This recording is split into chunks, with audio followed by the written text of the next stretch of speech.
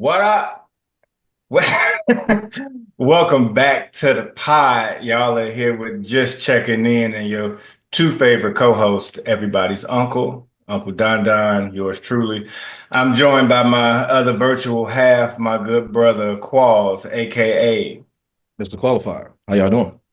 All right, all right. How you doing? I realize this is called the Just Checking In Mm. podcast. But we'll never really be checking in with each other. So like It's because we be talking outside the pod. yeah, I know. Before we record, we do the check-in. So once we get here, it's just like straight to business. But how are you, brother? I'm doing well. In the last episode, we talked about January being off to a slow start. It's still slow. It ain't really picked up.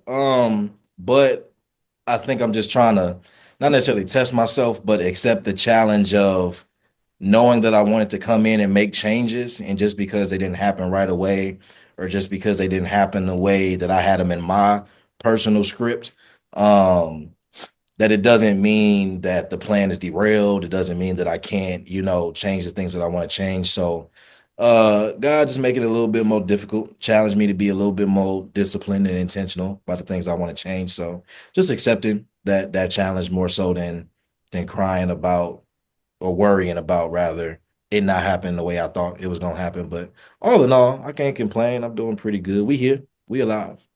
Yeah, they say for those that believe, if you want to make God laugh, tell him your plan. So I'm pretty sure he up there giggling because Oh these yeah. plans are not going the way that maybe we want them to go. But there is a bigger plan. So I'm gonna just try to buckle up and enjoy the ride. Yeah. He cackling at my script for sure. That's real. For sure. I feel that though. Yeah. You had an amazing idea though, for the pod, something that I had not thought about, but something that I feel like is very fitting, for what we do and the things we get into on the podcast. But please introduce this idea, this segment for us, if you will. It's not ours, but we gonna hop on this trend, we'll call it. But yeah, let the people know what you're trying to do today. Yeah, yeah. So I like to work smart and not hard. So as we explore different topics, I'm like, well, what's going on right now? And it's the we listen, we don't judge.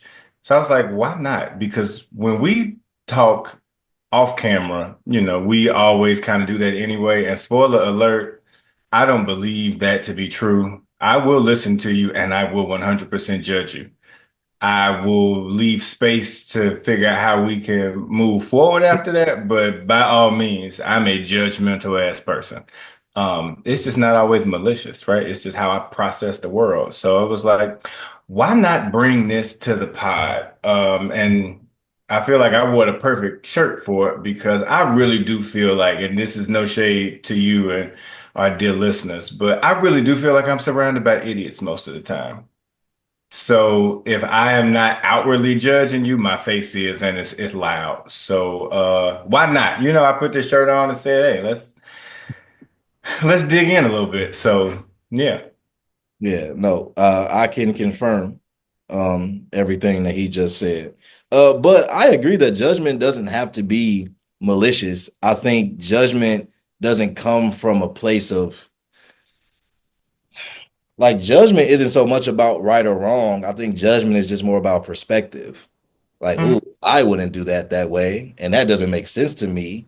Or if we know this to equal this result, I'm judging because, well, what did you think was gonna happen? But that don't mean I ain't here for you. Yeah, I still got your back. I'm still your boy. I'm just kind of judging your choices at the moment. That's all. It's okay. I'm gonna shout out to Alpha. I'm gonna judge you about 90% of the time.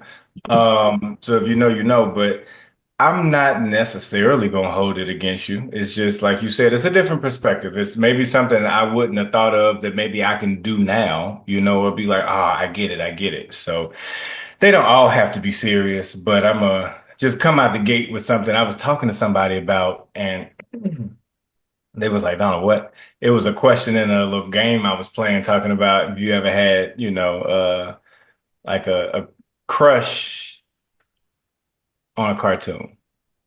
And they was like, no, what the hell? And I'm like, hmm. So I'm curious if we listen and we don't judge. My childhood crush, or one of my childhood crushes, was Roxanne from Goofy Movie. Well, we listen and we don't judge. I'm not super familiar with the character Roxanne from a Goofy movie. Have you seen Goofy Movie?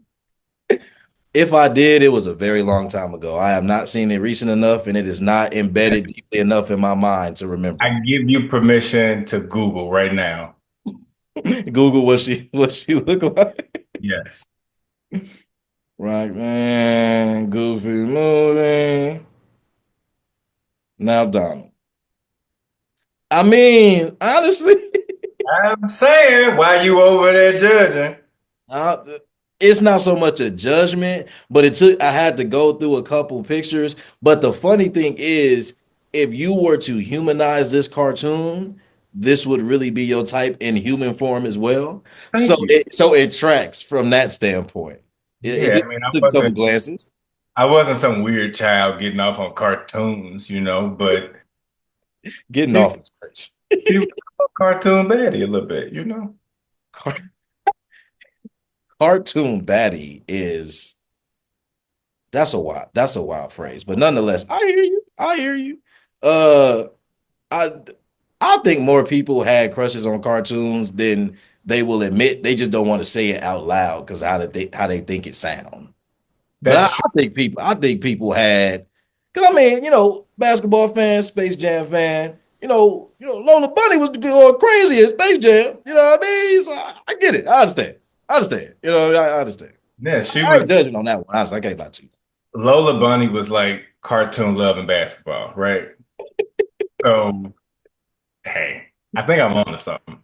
I was having this conversation, not to put her out there, I was actually having this conversation with Alice on our last Friday. Of And course she you. like, I said, you didn't have no cartoon crush?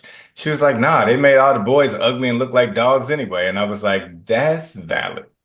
So the female characters were obviously more attractive and sexualized in some ways. So, that makes sense. But shout out to Roxanne and Lola Bunny. Hey, this is low key kind of crazy. But And I don't think this is something worth judging. This might get cut whole time too. But okay, if we listen and we don't judge, I had this low key like fear of loving on myself until college. I'm not judging, I'm laughing at with you.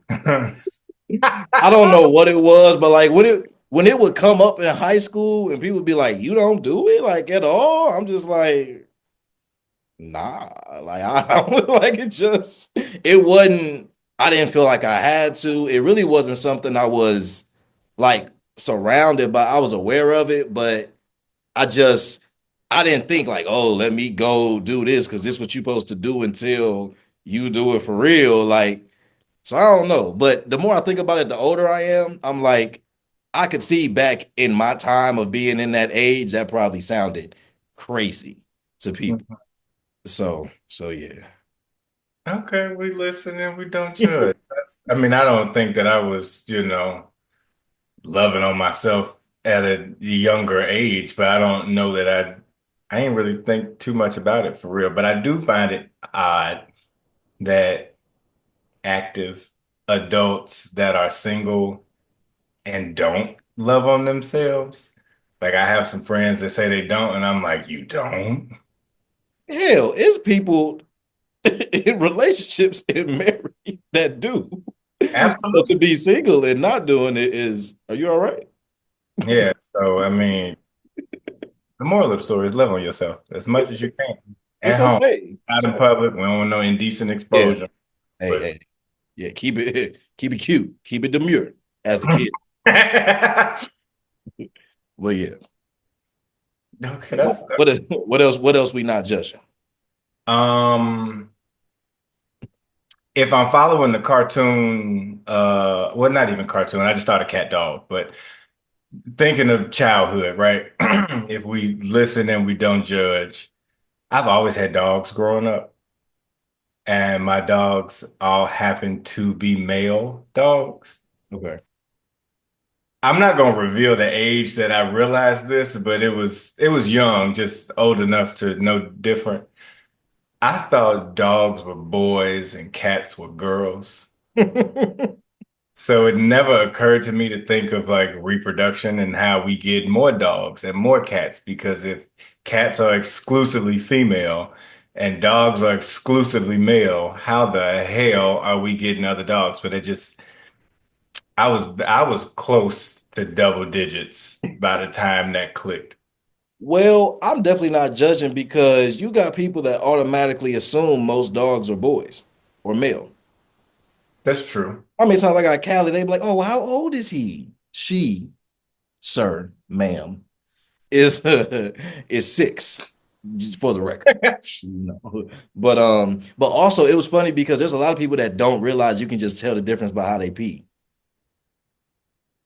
Yeah, for the most part, yeah, yeah. For the most part. For the most part. Yeah. I guess you do got some men that don't really raise their leg that much to pee. It's kind of Well, male dogs. yes, No. no dogs. If I say if If you you raise, if you a grown human man raising your leg to pee, that's wild. that's not the that's we not the podcast for that. I don't have any I don't have any analysis for that. I don't got no comments. So I don't know what that got to do with anything. But If I walked down the street and saw somebody downtown Chicago in the alleyway like lift their leg to relieve themselves, I would move. Like this is not the city for me. weak. We listen and we don't judge. To your point of the cartoons like a goofy movie, people laugh at it all the time, but like I only watched the news, Disney Channel, and the Sports Center growing up for the most part. Like, so when people talk about like Saturday morning cartoons and this, that, and the third, I'll be out the loop. I don't know what y'all talking about. I don't get the hype. I respect it. I ain't trying to disrespect none of the classics, but like I don't identify as a fan with those things. And I've been scolded for that in my past. So hopefully I don't get too much harsh judgment for not being a cartoon baby. I can't judge you for being a well-informed child by watching the news. I mean, the news wasn't by choice. I was gonna say that's the indication that you grew up in an older household. Yes. So 9 o'clock and 10 o'clock news was on nightly. okay, so you didn't watch, I don't know, Animaniacs and Pinky and the Brain and Freakazoid. Okay, well, at least you knew what the weather was for today. I know how to prepare for it now. Tell me That's something. why you got that damn hat on. How cold is it there? You know, somebody mentioned this the other day. Somebody told me that I wear beanies no matter the season, and I could not help but laugh because I truly do. It is not currently cold in my house, but I don't have my do-rag on. I have another head wrapping on my hair right now. So, and I don't have a cut yet. But the hat at this point is more so just to cover up the fact I ain't fresh yet. Gotcha. Yeah, yeah, yeah. I wish I could do that. Y'all can see I got a hat full of wall. Nope. I have a wall full of hats. And we listen and we don't judge. Okay. Shit. The world is burning and I'm struggling. Okay. Um, but I bought all of these hats in the pandemic. Well, most of them. Not realizing that I was growing hair in the pandemic. So now they don't fit on my head unless my hair is straight. And if my hair is straight, I'm not wearing a hat. So at this point, it's just an aesthetic. I feel like this one is a little not as important, but if we listen and we don't judge, I'm a native Black Chicagoan, right? South Side born and raised. I didn't know how to play spades until I got to college. and was ridiculed for all the freshman year. You don't know how to play spades? No, I just told you I don't. So you saying it loud is not going to automatically like make me know how to play. So yeah, that was taboo at the time, but I know how to play now. Yeah, I don't know if it's taboo as much anymore because I don't even know if the YNs and YNets I don't even know if they care about spades. I don't even think they care about the tradition. I think they more worried about switches than spades. But yeah, back then in our time, not knowing it by the time you were an adult, definitely low level offense, but definitely a crime nonetheless. Yeah, it was a cultural rite of passage, spades, and Yes. it was not one that I had at the time. So Okay. We listen and we don't judge. I hate waterfalling. Like the idea of waterfalling any drink damn oh, near makes me uncomfortable. Like I do not like the idea that I have to like try to like aim and place like aim the liquid from whatever bottle or whatever cup. I don't trust it not to get messy. Before anybody wants to take that out of context, just understand what I'm saying. It's right. it's hard to like I don't like it. Okay? It makes me uncomfortable. Shoot me. It is. It's I don't know because I also feel like a little dumb when you were in control of the waterfall, right? It's not like somebody else is doing. I'm like, oh, that Lilo and Stitch game from Disney Channel trying to make sandwiches and shit.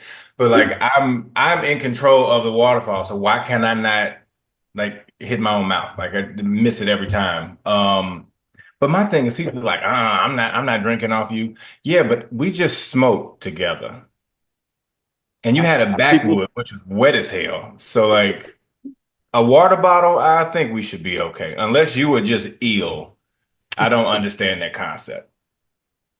Yeah, I don't know why people think smoking is the exception or is different from drinking, but Oh yeah, God, then you always smoke with somebody just always got like a wet ass blunt. Ugh. it's not a blast. You gotta Oh burn up God, to dry like that. Sorry, just anyway. Yeah, waterfall. Okay, I ain't judging that. That's a good one. okay. Um, ooh, not I ain't gonna say broke boy behavior because at the time I wasn't broke, but I was looking for some extra money. So the if we listen and we don't judge, hmm I had a very amateur start into selling feet pics. hmm Yeah, I was ready to, be profitable, make some money. I got some nice ass toes, if I'm being honest, right? And it's toes that could make me some money. I even had a great name. I had made a profile and everything for it. It was 10 Reasons Why. I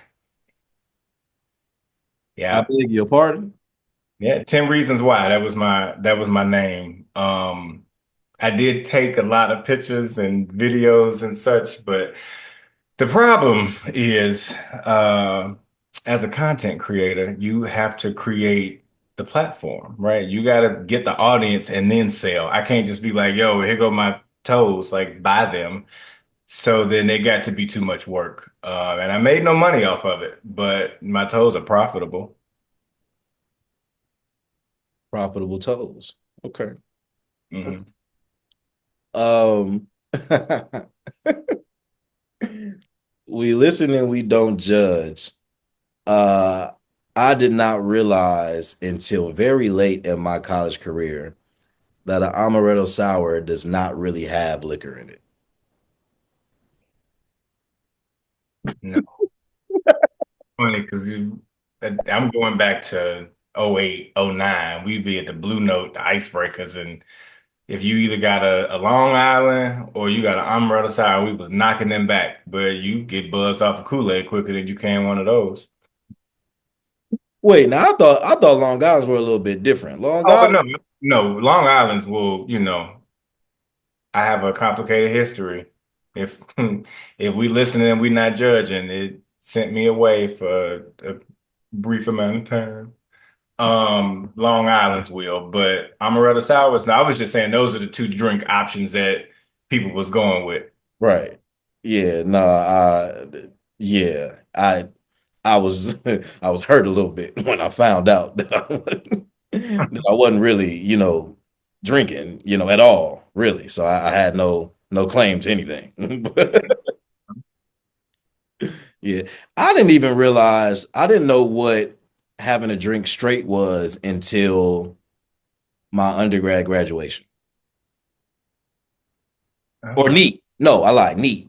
I didn't realize what having a drink neat meant until my undergrad graduation. Ah, okay. Not a common term used in undergrad, but I could Well, see. this makes sense because my father was the one that said it. We at the Ah, bar and he like, I want something. Well, that this is the same story because with him, ironically enough, that day I got an amaretto sour. So for context, for y'all that don't know Stephen Daniel, when it come to liquor, he only do top shelf. Like he getting the big boys when it come to liquor. So imagine me at this bar. I'm 22 at this point, about to be 23, damn near, and I'm like, yeah, let me get a amaretto sour. He was like, that ain't shit. They're like, ain't nothing in that shit. Like, he's like, you need to get something neat. He got something dark and he got it neat. And he was like, you know what neat is? I'm like, nah. He like, neat is just straight, like just liquor, no ice, no nothing. I'm like, oh, all right. Like, but it was that was news to me that day. And I was damn near 23. So I'm not necessarily proud of it, but hopefully y'all not judging too much. probably burned a hole in your chest at the time too, didn't it? A little bit. A little bit. A little bit. A little bit. I'm weak. I will clarify if this makes it in the episode. I said I was away for a while. It was just overnight. I wasn't, at Guantanamo Bay off of Long Island, but You talking about I ain't go to rehab. yeah, but just clink clink by myself for a little bit till my friends said, "Hey, we got enough money. Let's get Donald." So funny story about that though. For those that cannot read in between the lines, I had a DUI some time ago. And my friends, by the time they had posted bail and I walked out, it's like 5, 6 in the morning. And all you can hear, this is in Colombia for context, all you can hear is like ruckus in the lobby. So I go to sign myself out, and the lady, the little clerk says, "Is that party for you?" And I was like, "Yeah, I think so." So I opened the door. Why they made signs? Free my Donald. And it was like cheering, and I was like, can we not? It was not a wonderful experience, and that is something that cost me a ton of money to correct and a lot of time. But yeah, they had a little freedom party for me, if you will, in the police department. Okay, so if we sharing stories about the law, um, I I don't I've never been arrested. I've been detained. There's a difference apparently. And Uh, I was booked. I was not booked. They didn't take no prints, nothing like that. But I was detained. So the first time this happened, I was detained because I had a tail light out. So they stopped me for the tail light, but some happened where like I had a warrant for something, but it had something to do with like a ticket or something like that. So anyway, they take me in. I'm detained. At the time, this was back in undergrad. So at the time, person I was with like was in the car with me, but we were going to meet up with my family. My dad was in town and we were meeting up for dinner with him, my stepmom, and my brother. So I get detained. She goes and meets them at dinner. She gets there and she tells them what happened, and they're like, "Oh, he'll be all right. Like, we can go after we're done here. It's gonna take him a while to get processed and stuff anyway. He'll be good." This is what my dad and my brother are saying. So they are in no rush to get to me. And so I end up being there. I mean, maybe 2 or 3 hours, but like I was just so blown that, like, what do you mean I'll be all right? Like, why didn't y'all come first thing y'all heard? Was this supposed to be character development? Like, why would y'all just let me sit there while y'all eat? Y'all weren't even eating that long. I know y'all spend half the time just talking, probably talking about me.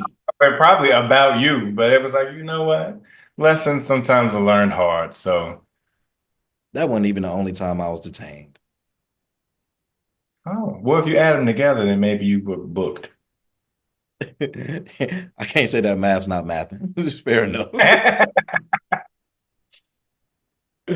Oh my goodness. But no, the last thing I was thinking about though, when I was talking about that drink story, it brought me back to, I don't know which one of us sent it in there. I feel like it might have been you though. It may have been me. I don't know. But it was a guy who was basically discussing his his first drink with his grandfather. And long story short, he was discussing how like the grandfather like really wanted to have this first drink with him. And so the guy who's describing it, who is older now than when he was at the time, because this was when I guess he had turned 21 or whatever.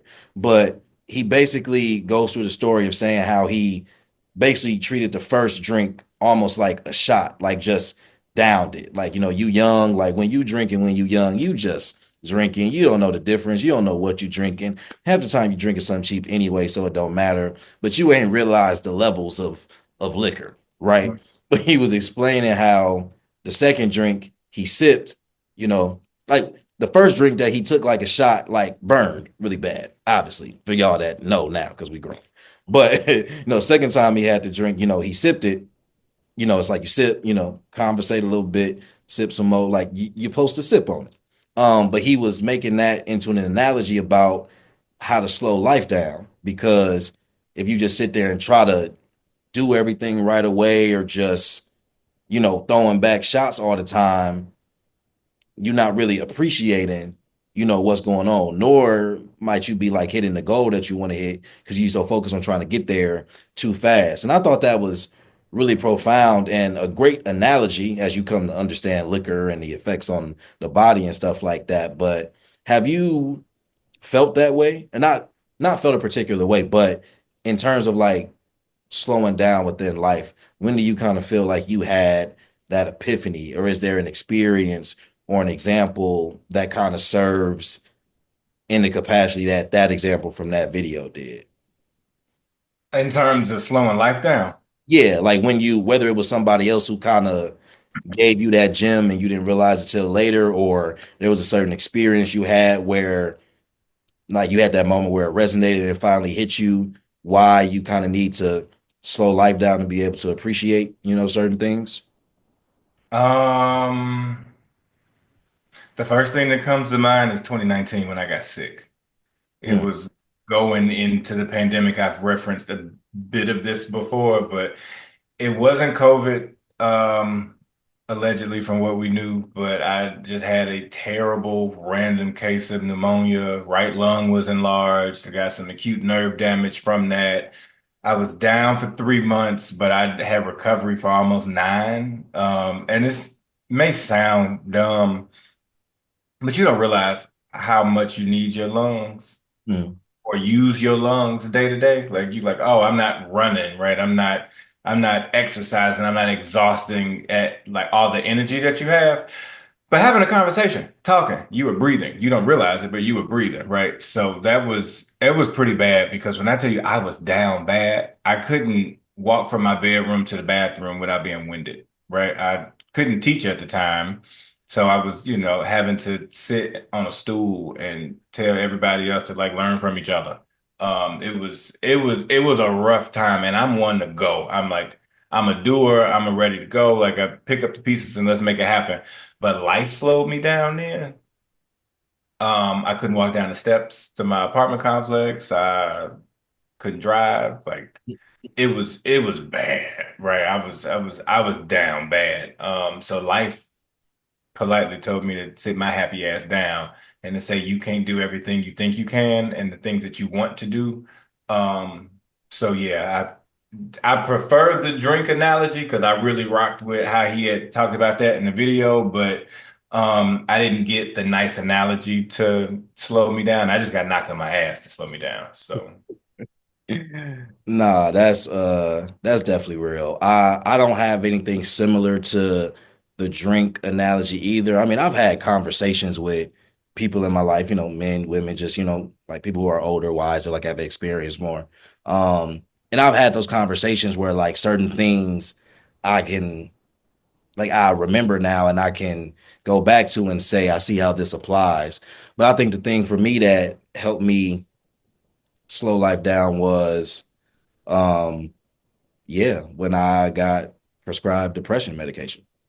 Um, it wasn't that it was something like I was like ashamed of, but for me, it was one of those things where I think I just kind of realized the magnitude of it. Not that it had to be something so defining in a negative sense, but the fact that it was something that could be beneficial to me meant I need to kind of take, the word I'm trying to use is slipping my mind, but um just taking into consideration what brought me to this place, realizing the things that I was letting stressing me out, paying attention to behavioral patterns that I wasn't able to identify before, that I was attributing to something else that really was just more so like, no, like this is what you deal with, and this is something you kind of need to attack head on. And it wasn't something that lasted super long. It wasn't something that has to be a staple, for me now, thankfully. And it's not judgment on anybody who